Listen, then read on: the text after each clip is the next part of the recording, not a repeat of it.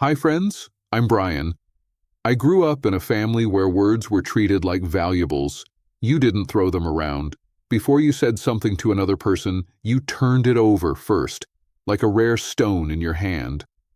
My grandfather used to repeat one idea.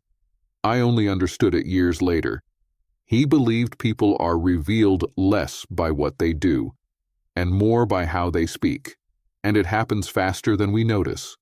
Over time, he showed me something else. There are trap phrases. You can say them daily without thinking, and they quietly change your state, they shape your relationships, and they drain a piece of your inner strength.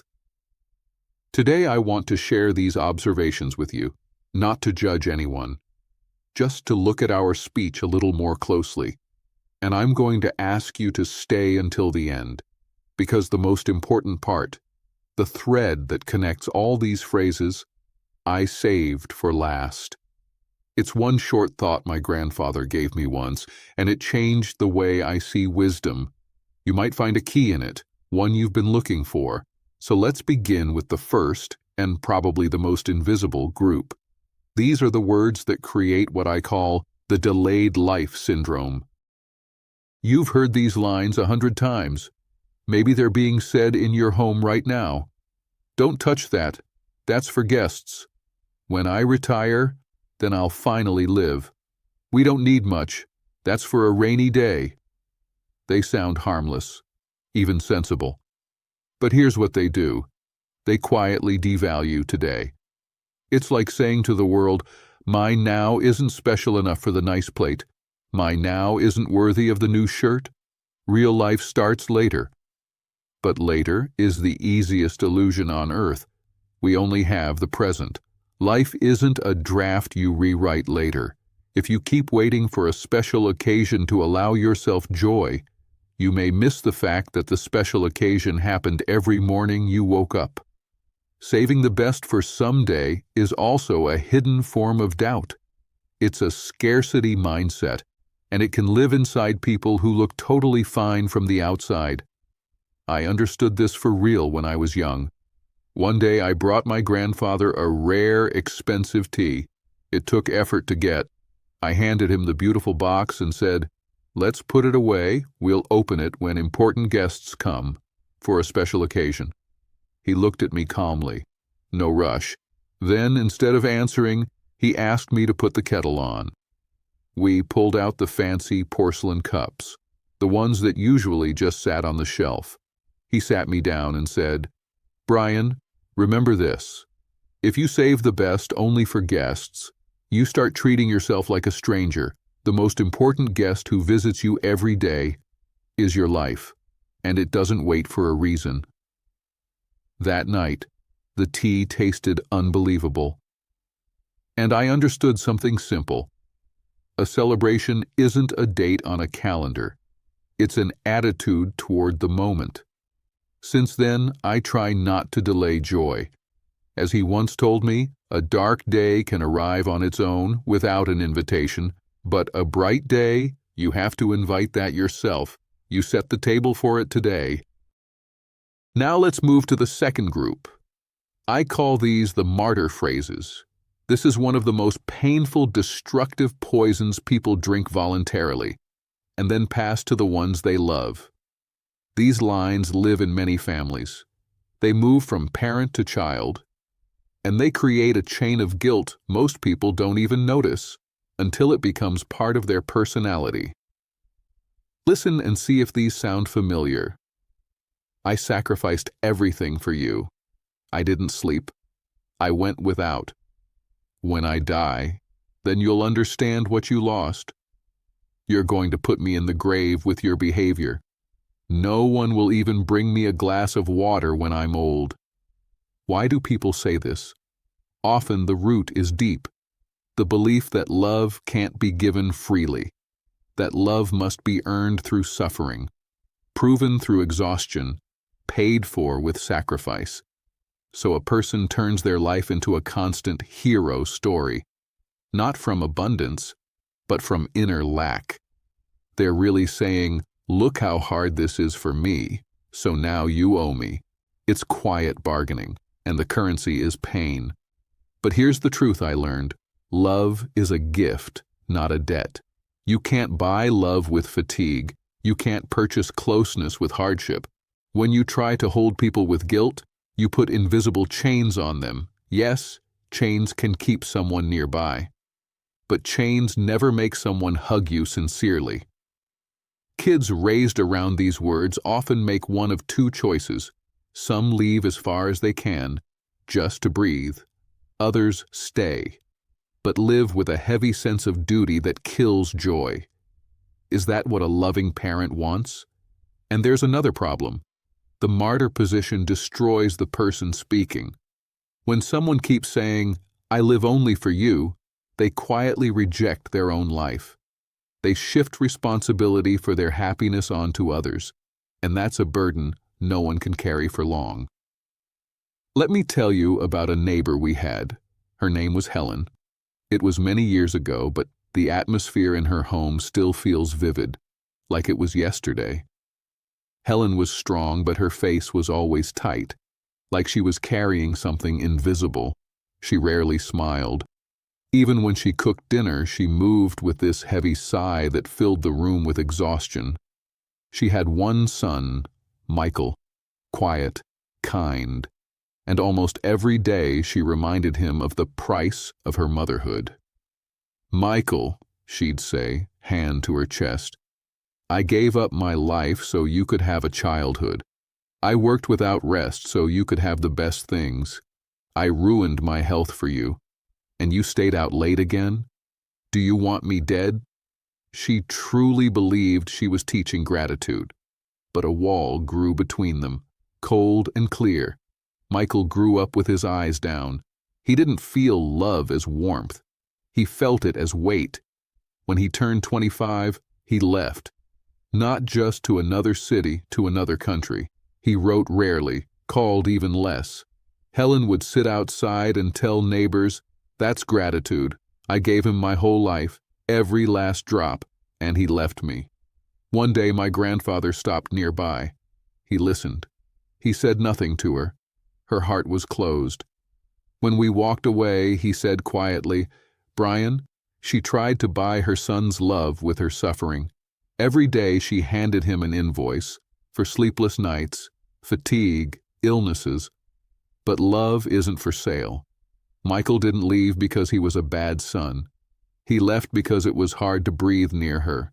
He needed a mother, alive and warm, not a creditor with endless receipts. That stayed with me. If you want people close to you, be a source of light, not a source of guilt. People move toward warmth, not toward a place where they're forced to pay forever. Stop being martyrs. Allow yourself to be a living person, and watch what happens. The people you love come closer on their own, without pressure, without fear.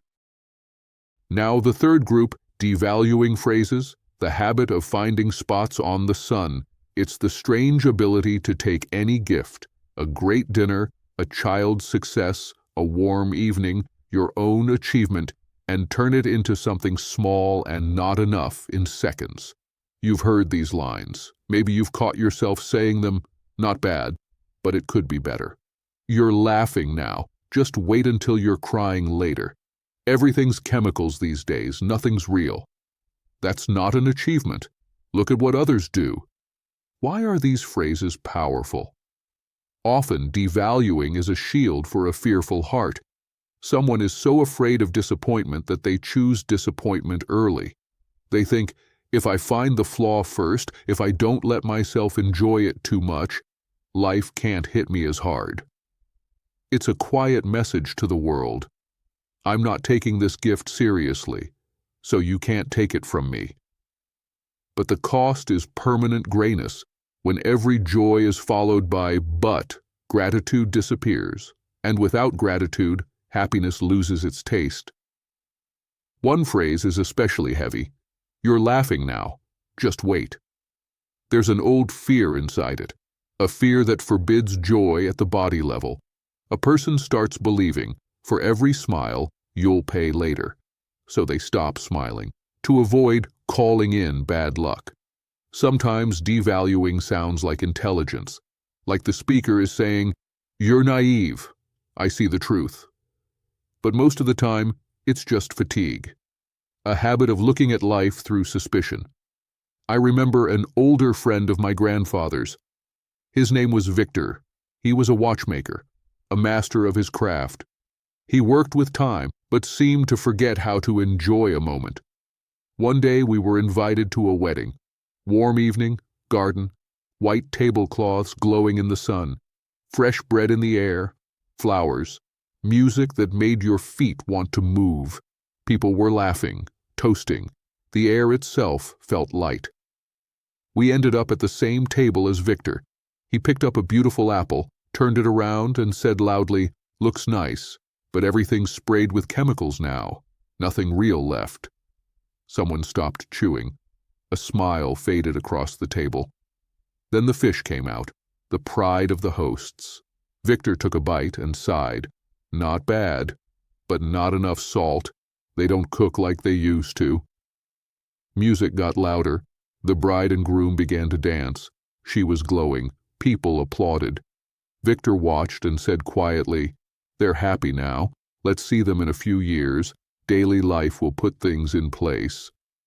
And around him, silence formed, like the room dimmed. My grandfather leaned in and asked him calmly, "Victor, tell me something. Why does a fly over a field of flowers always find dirt, but a bee can find a flower even in a junkyard?" Victor blinked. "What's that supposed to mean?" My grandfather said, "It means people find in life what they're searching for. You came to a celebration and found only flaws. Do you think that makes you wiser? No, it just steals your taste for life." Victor got offended and left, but I never forgot that moment. A person who constantly searches for but eventually stops feeling joy, even when it's right there. They become like a critic who hunts defects instead of tasting sweetness. Even the sweetest apple starts feeling not good enough. Don't look for but when you can place a period. Seeing the good isn't naivety, it's a skill, and it makes life warmer. Now the next group, false busyness phrases, one of the most modern traps, and adults walk into it willingly. You know the sound. "I don't have time." "Let me clear things up, then we'll talk." "I don't have time for big ideas. I have to feed my family." "I'm too busy. Later." On the surface, these lines sound like responsibility, even strength. The speaker feels important, needed, irreplaceable, like they're holding the world on their shoulders, and if they stop for a minute, everything collapses. But over time you realize sometimes busyness isn't necessity, it's avoidance. We're afraid to stop because silence forces us to meet ourselves, our questions, our doubts, our fears. So we drown the inner voice with tasks, calls, noise. When someone tells a child or an old parent, "I don't have time," they rarely hear how it lands. To someone waiting for warmth, it sounds like, "You're not important right now." Even if there's no bad intention, those words leave a mark. And the urgent things we hide behind, they vanish from memory. A year later, you can't remember what filled that Tuesday when you refused to walk with your kid. But your kid will remember you weren't there. There's a dangerous illusion. When I finish everything, real life will start. But tasks don't end. They change shape. They come in waves. If you wait for the river to become still before you cross, you'll wait your whole life. A wise person doesn't wait for perfect timing. They step out of the current, even briefly, to breathe, to look around, to hold the people nearby. Let me tell you about a man named Edward. He lived near us when I was a teenager. Edward was a big timber trader, fast, loud, always on.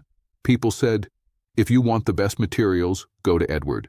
But seeing him calm was almost impossible. His mind ran ahead of him. Numbers, deals, plans. His pockets were full of notes. His fingers always touched his watch. His eyes rarely rested on people. He had a wonderful wife, Clara, and kids who barely saw their father. In the morning, he left before they woke. He came back late at night. Even at the dinner table, he looked like he was calculating future profit. One day, my grandfather stopped him on the street. "Edward," he asked calmly, "where are you rushing that you can't even say hello?" "No time," Edward said, out of breath. "Suppliers are waiting. Competitors are pushing. I'm building a future for my family. Once everything's on track, I'll rest." My grandfather looked at him and said, "Are you sure you're running toward your goal and not past it?" Edward waved it off and disappeared around the corner. Years passed. He became rich. Big house, serious money. Then health forced him to stop. For the first time in a long time, he had silence. No calls, no meetings, no deals. He lay in his large bedroom and waited for his kids to come. He thought, "Now we'll talk. Now I'll tell them how hard I worked for them." But each of them had their own life. The oldest was busy with school. His daughter had her own family. The youngest came only for practical matters. And Clara, she had long learned to live an inner life without him, a place he never entered in time. When my grandfather visited, Edward asked bitterly, "I did everything for them. Why am I alone now?" My grandfather answered quietly, "They're only repeating what you taught them. For years you told them that work matters more than people. Now they believe it, just like you did. No anger, no attack, just heavy truth. A house built without warmth eventually becomes just walls. So remove this line from your speech. I don't have time. You do have time. The question is what you spend it on. At the end, nobody remembers your number of deals. People remember quiet evenings, real conversations, and the feeling that they were heard. Don't run so fast that one day you realize life stayed behind you." Now the fifth group, aggressive defenses. If martyr phrases are a shield made of pity, these are a shield made of spikes. People use them so no one, even with good intentions, can get too close. You hear them everywhere, sometimes as a challenge, sometimes cold. Don't tell me how to live. I know what I'm doing. Everyone has their own truth. You think too much. Save your advice. Help financially instead. What's the trap here? Aggressive defense is almost always a sign of fear, deep inner weakness. A person fears truth, because if they listen, if they allow the idea that they might be wrong, their fragile world, built on ego and comfort, might collapse. When you say, "Don't tell me how to live," you're often really saying, "I don't want to grow. I want to stay inside my mistake because it's familiar." It's pride that would rather get lost in the woods and freeze than ask someone for directions. Here's the reality. We can't see ourselves clearly from the inside. We need other people's eyes, like a mirror. And smashing the mirror while yelling, "Don't teach me," is the fastest way to walk around forever with dirt on your face. I know becomes a road to isolation, because by myself eventually turns into alone. And when someone says, "Everyone has their own truth," very often they're just trying to justify laziness or a lie. Truth isn't a personal candle in a basement. Truth is like the sun, one sun. We just stand in different places, and this line is especially dangerous. You think too much, or don't get smart. That's usually not about you thinking too much. It's about them not wanting to rise. It's grayness rebelling against color. If someone says it to you, understand. They're not trying to climb to your level. They're trying to pull you down to theirs, where no one has to reflect. Let me tell you about a man named Walter. He owned a small shoe repair shop in our neighborhood. Walter had golden hands, but his character was heavy.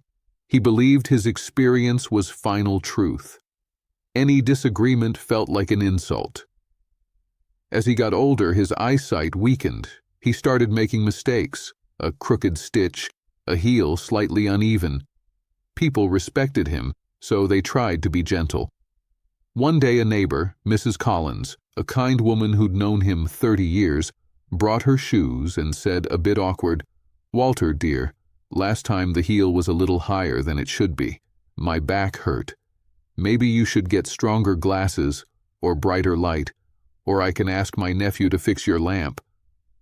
Walter turned red. He threw the shoes on the bench and yelled so loud you could hear it outside.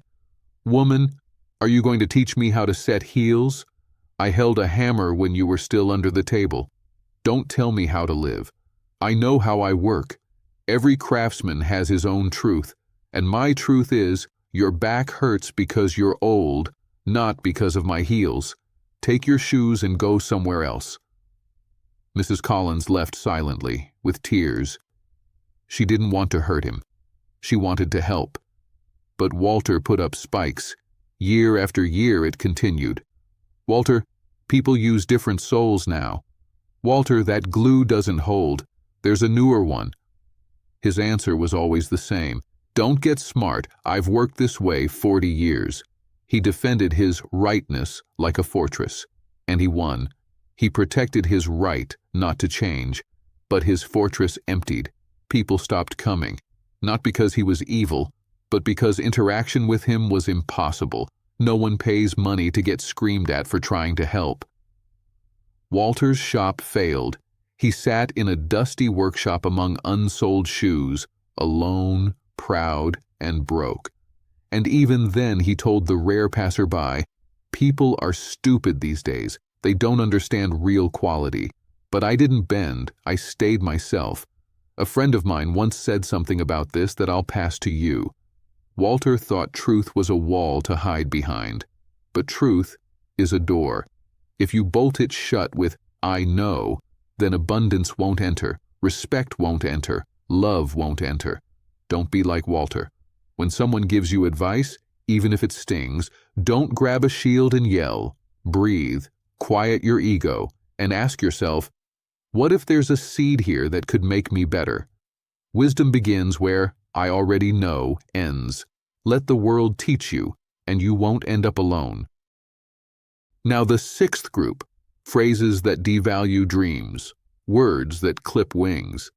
They often sound practical, even caring, so we mistake them for wisdom. Maybe you've heard these. Be simpler. People will like you more. Get your head out of the clouds. We were never rich. No point starting now. That's not for us. We're small people. Or the brutal version, who do you think you are? Here's the secret. These phrases are anchors. Their job is to keep you on the bottom, in grayness, inside a stability that's really a swamp. When someone says, "Be simpler," they often mean shrink yourself, lose your complexity, mute your uniqueness, sand down your gifts, so you become convenient. My grandfather used to say, "A human being is designed for depth." So choosing to be simple in the sense of empty isn't humility. It's quitting. And the most destructive lines are, "That's not for us." "We were never rich, so don't even try." That's a curse people place on themselves and their bloodline. When you say it, you build a fence around your life and hang a sign, "Nothing for me." And the world, strangely enough, respects your decision. It stops bringing opportunities to your door. This is inherited poverty of the mind. Now, why do people say, "Come back down to earth"? Do they want you to fail? Usually it's not care, it's fear, and sometimes hidden envy. Because when you try to rise, you become a living reminder to people who settled. Your potential success scares them. If you make it, they'd have to admit their life isn't just bad luck. It's also their choices. So it's easier to pull you down and say, "Sit quietly. Don't stand out. We tried and we failed, so you will too." It's the crab bucket. One crab climbs, the rest drag it back. Let me tell you a story that still hurts. In our town, there was a young man named Elias. Elias had a gift. He heard music in everything. He played violin in a way that made even tough market men stop and wipe tears. The bow in his hand looked like an extension of his soul. Elias dreamed of the big city, music school, a real orchestra. His eyes lit up when he spoke about great halls and great music. But Elias had an uncle. his late father's brother, named George. George was a grounded man. He owned a shop. He was proud of being simple and solid. George truly believed violin was nonsense that wouldn't feed a family. Every time Elias spoke about his dream, George would sigh, slam his heavy hand on the table, and say those exact phrases. "Elias, get your head out of the clouds. Look at us. Who are we? We're small-town people. In the big city, people like us don't even get through the door. You need connections, money, polish. What do you have? A torn shirt and wind in your head? That's not for us. Drop this stupidity. Be simpler. Learn a trade. That puts bread on the table. You can't eat music. We were never aristocrats. Don't start embarrassing yourself." He said it confidently, loudly, as the older wise one, and slowly, like water wearing down stone, the light in Elias's eyes went out. He started doubting himself. He began to feel shame for his dream. In the end, Elias didn't go. He listened. He put the violin away. He stood behind the counter. He became simpler. He became like everyone. Years passed. Elias turned into a heavy man with a dead look in his eyes. He worked, he earned, but he never smiled. His violin collected dust on top of a wardrobe. The strings snapped from neglect. One day, my grandfather and I walked into the shop. Elias was working with anger, like he was fighting an enemy. My grandfather looked at Elias, then at George, sitting satisfied in the corner. When we left, my grandfather said bitterly, "Brian, look at this tragedy. George thinks he saved his nephew from hunger, but he killed the person inside him. He clipped Elias's wings not because he feared Elias would fall, he feared Elias would fly, because if Elias flew, George would have to lift his own head and see how low he chose to live. Elias died early. His heart couldn't take it. Doctors called it illness. My grandfather said, an unsung song tore him from the inside. So listen to me. Close your ears when you hear, that's not for us. Be careful around people who say, be simpler. Don't let anyone, even family, measure your fate with their short ruler. If you have a dream, you already have some strength to build it. Don't betray it just so other people can sleep peacefully in their gray world. You're allowed to want more, by right of birth. Now the next group, phrases that sound like hope, but turn into a mirage. They promise happiness, but always later, farther, over the horizon. I call these conditions for happiness. You hear them everywhere. If I had his money, I'd finally live. The grass is greener somewhere else. On Monday, I'm definitely starting. When I move, everything will change. When I lose weight / get rich / get free, then I'll be happy. What's the trick? A person puts conditions on life. They're basically saying, I refuse to be happy today in my current reality. I'll allow joy only when the world becomes convenient. So they live in draft mode. Today is rehearsal. Today is tolerance. Today is later. And real life stays ahead. But ahead never arrives. It moves like the horizon. The grass is greener somewhere else is the anthem of runners. Why is it greener there? Because you're not there yet. You haven't transported your anxiety there, your dissatisfaction, your habit of seeing flaws before light. But once you arrive, there becomes here, and it repeats. And on Monday, I'll start. That's a child's trick. It gives you permission to not live yet, to not change yet, to prepare one more week. But who promised you that Monday? Who guaranteed you time? Let me tell you about a man named Leonard. This story still feels like a warning sign. Leonard was a tailor, not famous, not a genius, but honest and skilled. He had a small house, a wife named Mary, 2 kids, and steady work. From the outside, it looked like a decent life, but Leonard didn't live. He waited.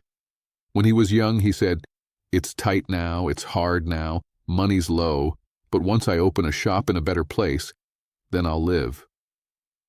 He opened the shop. Happiness didn't come. so he decided it must be something else. The shop is fine, but the house is old. The roof leaks. Once I build a real house, then life starts. He worked like a possessed man. He saved, counted, cut himself and his family off from small joys. He barely noticed the kids growing up. He didn't enjoy the road. He lived only for the finish line. The house was built. Big, solid, beautiful. Mary set a celebration table. The home smelled like food and anticipation. It was supposed to be the moment. But Leonard sat with the same face he always wore, the face that looked into the future. "What's wrong now?" Mary asked. Leonard sighed. "It's a house, but it's still noisy here, still tight, same old. When we move to the big city, then life will be different. That's where life is, different air." And the chase started again.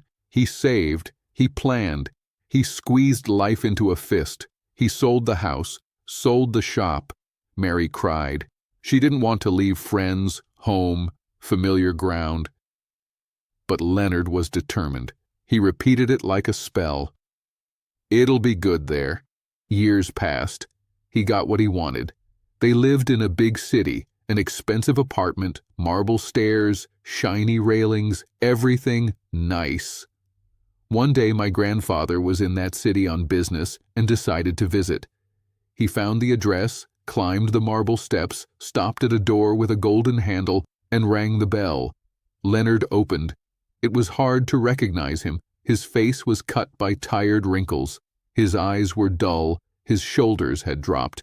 Inside, everything was expensive. Furniture, carpets, paintings. But the air had no joy. It smelled like medicine and quiet sadness. Mary sat off to the side, silent, almost transparent. Not loud tragedy, quiet disappearance. They sat for tea. The tea was expensive. The conversation was empty. Leonard just stirred his spoon. That small clinking sound filled the room like irritation. My grandfather asked, "So, Leonard, how are you? You wanted this. You made it. You're here. Are you happy?" Leonard lifted his eyes. There was anger in them, and despair. "Happy?" he said. "Look at this city. Noise, endless rush, cold people. The weather crushes you. And my health? Everything hurts. And home is empty. I realized one thing. We should have gone to the sea. That's where real life is. Different sun. When we moved to the sea, then finally." My grandfather watched him for a long time. Then he pushed his cup aside and said calmly, but in a way that hits the heart, "Leonard, stop.